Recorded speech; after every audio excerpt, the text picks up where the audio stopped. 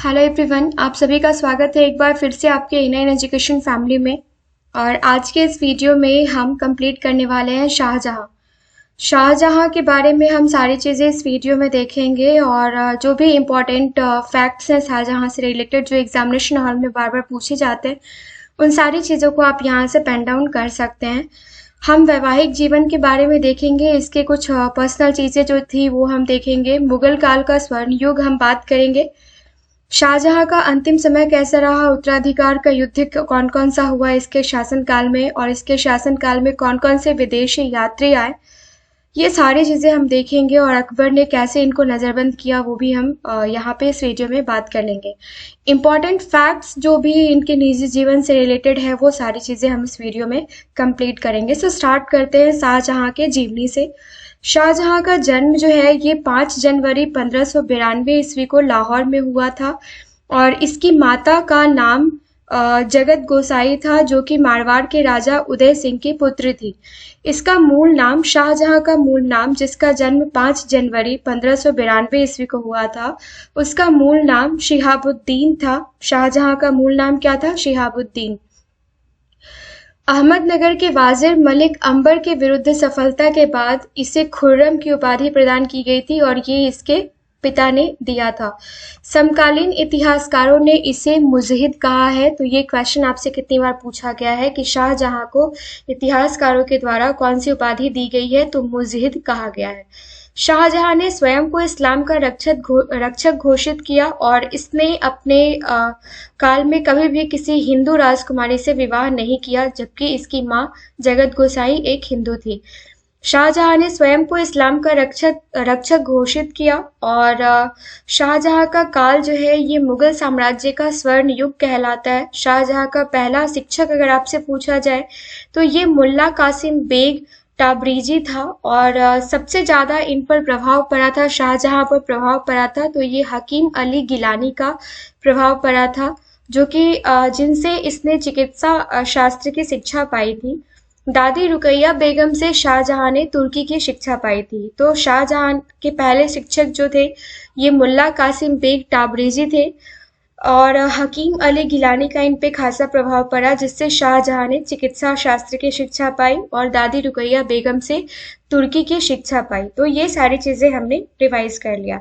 अब बात करते हैं इसके वैवाहिक जीवन की। तो अंजुरमंद बानो बेगम इसकी दूसरी सर्वप्रिय पत्नी थी, जिससे विवाह इसका 1612 ईस्वी में हुआ और यह नूरजहां के भाई अशफाक खां की पुत्री थी, जिसे शाहजहां ने मुमताज व मलिकाए जमानी की उपाधि से नवाजा। तो कौन सी उपाधि से नवाजा, ये हमारे लिए इम्पोर्टेंट हो जाता है।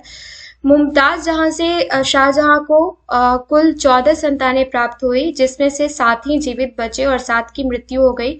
उन 7 में से 4 पुत्र थे और 3 पुत्रियां थी। अब पुत्र कौन कौन से हैं और पुत्रियां कौन सी है ये हम देख लेते हैं। दारा शिकोह, शाहभुजा, औरंगजेब और मुराद इनके पुत्र के नाम थे और इसके पुत्री का नाम जहां आरा, रोशन आरा और गौहान आरा था। 1631 ईस्वी में मुमताज की मृत्यु हो गई और शाहजहां ने किसी हिंदू स्त्री से विवाह कभी नहीं किया, ये हमने बात कर रखी है।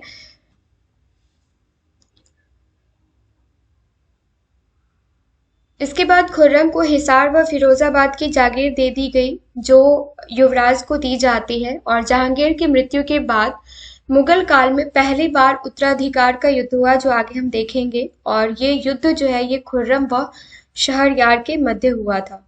24 फरवरी 1628 ईस्वी को आगरा के अबुल मुजफ्फर शिहाबुद्दीन मोहम्मद साहिब किरानी सानी की उपाधि के साथ खुर्रम का राज्याभिषेक हुआ। तो ये डेट आपको याद रखना है। और कौन सी उपाधि के साथ इसका राज्याभिषेक हुआ, तो ये याद रखना है। मुगल काल का स्वर्ण युग क्यों कहा जाता है, तो डॉक्टर SR शर्मा ने इसके काल को स्पष्टतः स्वर्ण युग माना है। और यही नहीं, फिलिस्टन, मोरलैंड, ट्रैवर्नियर, खफी खां, राय भारमल इत्यादि विद्वान भी इस मत से डॉक्टर SR शर्मा के मत से सहमत है। एल्फिस्टन तो शाहजहां के काल को महत्वपूर्ण भारतीय इतिहास का स्वर्ण युग कहता है और शाहजहां का काल जो है मुगल काल के स्वर्ण युग के नाम से जाना जाता है। शाहजहां ने मुगल साम्राज्य की राजधानी जो है ये आगरा से दिल्ली स्थानांतरित की थी। ये क्वेश्चन अक्सर पूछा जाता है। शाहजहां ने कोहिनूर जरीद तख्त ए ताउस का निर्माण करवाया और इसको ये भेंट किसने किया था? तो शाहजहां का सबसे यादगार कार्य ताजमहल का निर्माण करवाना था और मोहम्मद सैयद मीर जुमला ने शाहजहां को ये कोहिनूर का हीरा भेंट किया था। हिंदू मां से उत्पन्न शाहजहां ने किसी हिंदू स्त्री से विवाह नहीं किया और शाहजहां ही पहला मुगल ऐसा था जिसे उत्तराधिकार का युद्ध करना पड़ा था। शाहजहां ने दारा सिकोह को शाहे बुलंद इकबाल की उपाधि प्रदान की थी और मुगल काल में शाहजहां के समय ही सर्वाधिक किसान विद्रोह हुए थे। इसी के समय 52 उपनिषदों को फारसी में अनुवाद किया गया था। तो ये थे कुछ इंपॉर्टेंट फैक्ट्स इससे रिलेटेड। शाहजहां का अंतिम समय हम डिस्कस करते हैं। 1658 ईस्वी में औरंगजेब ने शाहजहां को आगरा के किले में नजरबंद कर सत्ता अपने हाथ में ले ली और इस 8 वर्ष में औरंगजेब ने एक बार भी इससे मुलाकात नहीं की। कहा जाता है कि जब इसकी मृत्यु हुई तो नौकरों और हिजरों से इसके अर्थी को उठाया गया, इसके कांधे जनाजे को कांधा दिया गया। औरंगजेब इसमें शामिल नहीं था और जहां 8 वर्ष बिताने के बाद 1666 ईस्वी में इसकी मृत्यु हो गई। कहाँ? आगरा के किले में नजरबंद होने के दौरान। इन 8 वर्षों तक शाहजहां की पुत्री जहां आरा ने अपने पिता की देखभाल की और यहाँ तक कि जहां आरा ने कभी शादी भी नहीं की। इसने अपनी तरफ से पूरी कोशिश की औरंगजेब और शाहजहां के बीच की जो ये दूरी थी उसको खत्म करने की, बट ये हर संभव प्रयास करने के बाद भी ये विफल रही। ये पूरी तरीके से राजमहल से अलग हो गई थी, लेकिन फिर भी ये अपने प्रयासों में सफल नहीं रही। पूरी तरीके से इन्होंने अपना जीवन प्रभावित किया। शाहजहां के देखभाल में पूरे 8 साल इसने दिए और इसकी पुत्री जहां आरा आजीवन विवाहित रही, जो हमने बात कर रखी है। उत्तराधिकार का युद्ध जहां से क्वेश्चंस बनते हैं ये हम डिस्कस करते हैं। 6 सितंबर माफ कीजिएगा 1657 ईस्वी को जब शाहजहां बीमार पड़ा तो शहजादों में उत्तराधिकार का युद्ध छिड़ गया और बादशाह के जीवित रहते उत्तराधिकार के लिए लड़ा गया। यह मुगल काल का पहला एग्जाम्पल है। इस युद्ध में भाग लेने के लिए सर्वप्रथम शाह सुजा ने जनवरी 1658 ईस्वी में राजधानी की ओर कूच किया और इस युद्ध में भाग लेने वाले शहजादे एक ही मां के मुमताज के ही संतान थे। उत्तराधिकार के क्रम में कुल 5 युद्ध लड़े गए, जिसमें बहादुरपुर की लड़ाई जो कि फरवरी 1658 में हुई, धर्मट की लड़ाई जो कि अप्रैल 1658 में, सामूगढ़ की लड़ाई 8 जून 1658 में और खजुआ युद्ध जो है ये जनवरी 1659 में हुई। देवरा का युद्ध जो है ये 1659 में। शाहजहां काल में आए कुछ विदेशी यात्री जो हमसे बार बार पूछे जाते हैं, ये हम यहाँ पर डिस्कस कर लेते हैं। फ्रांसीसी यात्री ट्रेवरनियर पेशे से ये जौहरी था और इसने पूर्व की 7 यात्राएं की थी। इसने कहा जाता है कि 6 यात्रा तो शाहजहां के शासनकाल में और 1 यात्रा इसने औरंगजेब के शासनकाल में की थी। इसकी यात्राओं में इसका साथी दौलिये डांडाल भी इसके साथ था और ये बताता है कि ताजमहल के निर्माण में मुमताज की याद में जो शाहजहां ने ताजमहल बनवाया आगरा में, उसमें ताजमहल के निर्माण में इसके अनुसार 20,000 मजदूर लगे थे। कहा तो ये भी जाता है कि ताजमहल के बनने के बाद सबको नजरबंद कर दिया गया या सबकी हाथें काट दी गई ताकि ऐसा निर्माण फिर दोबारा कहीं ना हो सके। जो बाद में आप देखेंगे कि औरंगजेब ने भी अपनी वाइफ के नाम पे औरंगाबाद में दूसरा ताजमहल का कॉपी बनवाया। बात करते हैं फ्रांसीसी बर्नियर की, जो चिकित्सक था पेशे से। इसने 1556 ईस्वी में भारत की यात्रा की और 12 वर्षों तक भारत में रहा और ये जब अहमदाबाद पहुंचा तो दारा शिकोह से मिला और इसी के अनुसार इसी ने आंखों देखी बताया कि दारा शिकोह की हार के बाद उसे दिल्ली की सड़कों पर घुमाया गया था। इसने मुगल शहरों को शिविर की संज्ञा दी, शिविर नगर की संज्ञा दी। किसने? तो फ्रांसीसी बर्नियर ने। यह कहता है कि भारत में धार्मिक शिक्षा के लिए उस वक्त मदरसों के अलावा शिक्षा का कोई केंद्र नहीं था और पीटर मुंडी इटली से आया एक यात्री था इसके हिसाब से शाहजहां के काल में दक्कन व गुजरात में पड़े भीषण अकाल जो है इसने अपने आंखों से देखा, इसकी आंखों देखी विवरण है।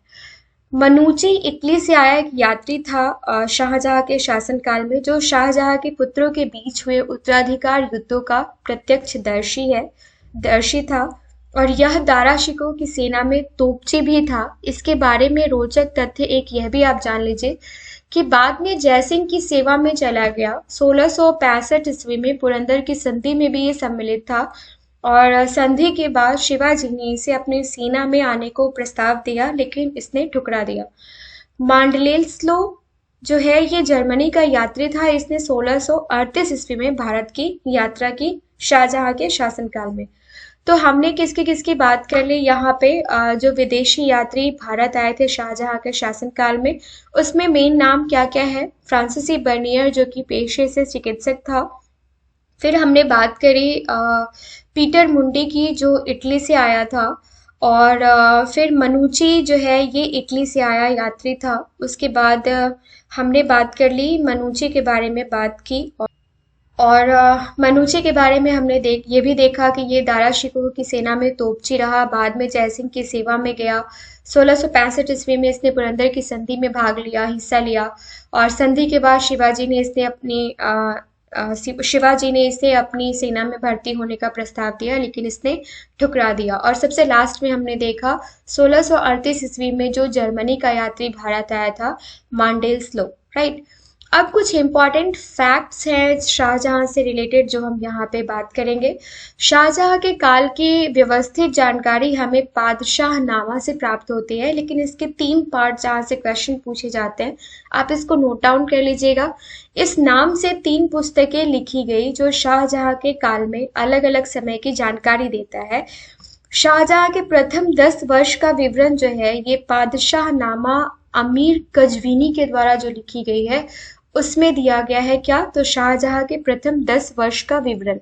पादशाहनामा जो अब्दुल हमीद लाहौरी के द्वारा लिखी गई है ये शाहजहां के द्वितीय 10 वर्षों का विवरण देता है, और पादशाहनामा मोहम्मद वारिस के द्वारा जो लिखी गई है ये शाहजहां के तृतीय 10 वर्षों का विवरण देता है। एक बार फिर से रिवाइज करते हैं इसको। शाहजहां के काल का व्यवस्थित जीवनी जो है हमें पादशाहनामा से प्राप्त होता है, और इस नाम से 3 पुस्तकें लिखी गई जो शाहजहां के अलग अलग काल की जानकारी देता है, जिसमें फर्स्ट जो हम याद रखेंगे प्रथम 10 वर्ष का विवरण शाहजहां का हमें मिलता है किससे? जो अमीर कजवीनी के द्वारा पादशाहनामा लिखा गया है उससे। सेकंड 10 वर्ष का विवरण हमें मिलता है शाहजहां के द्वितीय 10 वर्ष का विवरण मिलता है हमें अब्दुल हमीद लाहौरी के द्वारा लिखी गई पादशाहनामा से, और शाहजहां के तृतीय 10 वर्ष का विवरण मिलता है पादशाहनामा मोहम्मद वारिस के द्वारा जो लिखी गई है उससे। सो ये सारे के सारे फैक्ट्स काफी इंपॉर्टेंट है, आप नोट डाउन कर लीजिएगा। और इसके साथ साथ जो उत्तराधिकार का युद्ध हुआ उसका कालावधि आपको नोट डाउन कर लेना है, जो कि था 5 युद्ध लड़े गए उत्तराधिकार के लिए, और उसमें बहादुरपुर की लड़ाई थी जो कि फरवरी 1658 में हुई, और धर्मट का युद्ध जो है ये अप्रैल 1658 में हुआ। सामूगढ़ की लड़ाई 8 जून 1658 को, और खजुआ युद्ध जनवरी 1659 को। देवराय का युद्ध जो हुआ ये 1659 को हुआ। ये सारे के सारी चीजें आपको नोट डाउन करनी है, और इसके शासनकाल में जो विदेशी यात्री आए उसके बारे में भी आपको नोट डाउन करनी है। सो ये सारे इंपॉर्टेंट पॉइंट्स इसके शासनकाल को मुगल काल का स्वर्ण काल क्यों कहा जाता है। वैसे तो कुछ इतिहासकारों का मत है कि अकबर के शासनकाल को मुगल काल का स्वर्ण युग कहा जाता है, लेकिन किसके किसके हिसाब से शाहजहां का शासनकाल मुगल काल का स्वर्ण युग है, ये हमने आज डिस्कस कर ली। इसके वैवाहिक जीवन के बारे में हमने देखा, और ये याद रखिएगा कि इसकी शाहजहां से कुल 14 संतानें पैदा हुई, जिसमें से 7 की मृत्यु हो गई और 7 जिंदा रहे, जिसमें 4 पुत्र दारा शिकोह, शाह सूजा, औरंगजेब और मुराद था। और अगर इनके डॉटर्स की बात की जाए तो जहां आरा, रोशन आरा, गोहान आरा थी, जो कि जहां आरा ने इसके मृत्यु के दौरान 8 वर्षों तक इसकी सेवा करी, और इसने कभी भी शादी नहीं की। तो ये सारे चीजें आपको याद रखनी है, इनके टीचर्स के बारे में आपको याद रखना है और इसका जीवनी क्या है, इसकी जीवन, इसकी मृत्यु, ये सारी चीज़ें आपको इससे इंपॉर्टेंट फैक्ट्स रिलेटेड जो है वो याद रखनी है। सो मिलते हैं नेक्स्ट वीडियो में। औरंगजेब जिंदा पीर के नाम से जो जाना जाता है उसके बारे में रोचक तथ्यों के साथ बने रहिए A9 एजुकेशन फैमिली के साथ। अगर इस वीडियो में कोई भी कमी नजर आती है तो आप मुझे कमेंट सेक्शन में कमेंट करके बता सकते हैं, और साथ ही साथ कोई भी सजेशन हो तो आप मुझे बताइए। हमें बहुत अच्छा लगता है जब आपका कोई भी सजेशन हमें कमेंट सेक्शन में देखने को मिलता है। सो मिलते हैं नेक्स्ट वीडियो में। A9 एजुकेशन फैमिली से बने रहने के लिए बहुत बहुत धन्यवाद।